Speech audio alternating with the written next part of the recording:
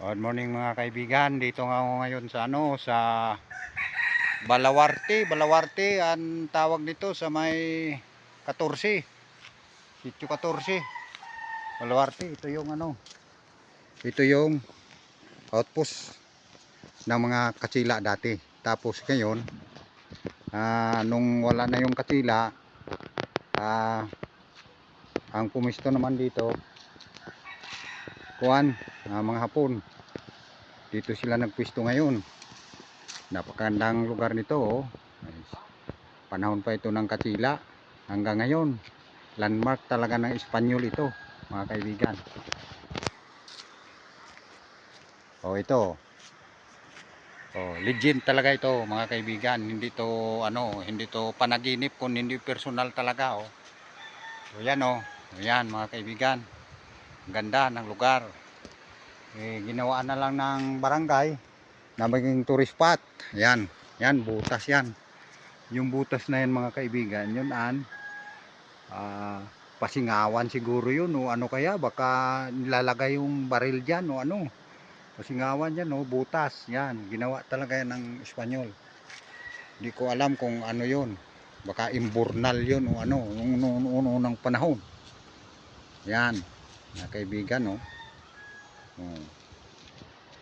Malaki ito na outpost ng mga Espanyol noon. Tapos ang pumalit noon, Hapon naman.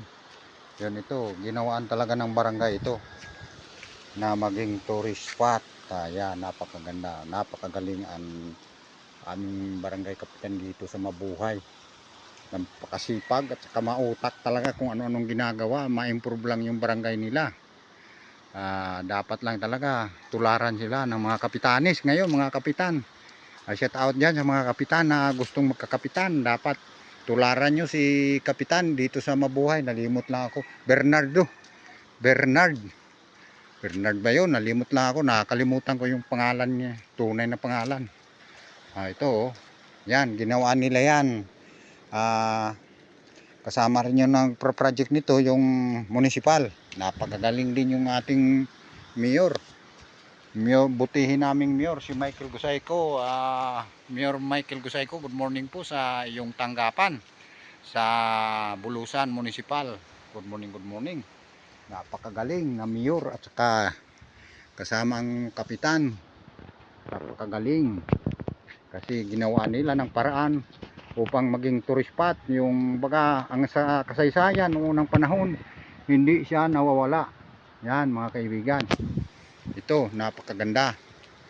Ginawaan nila ng paraan upang ma-develop ang kasaysayan ng ating bansang Pilipinas, mga kaibigan. Kasaysayan ito ng bansang Pilipinas, kung nasaan dito sila nagtagal ng mga Katsila noon. Yan, mga kaibigan. Yan, napakaganda. Yan, oh. Magkabilaan itong mga butas na ganito, oh. Magkabilaan. Yan.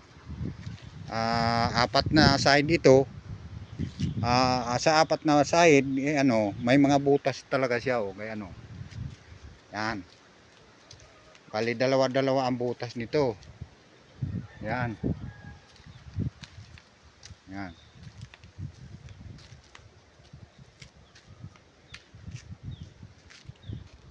Yan talaga, oh. Yan, dagat na yan, mga kaibigan. Yan. Yan, dagat niya. At saka yan ang kuha na kasi ito, kumbaga nagkalaglagan na dahil sa katagalan. Yan. Pero hindi pa rin nawawala ang view niya. Thank you for watching, mga kaibigan. Thank you po.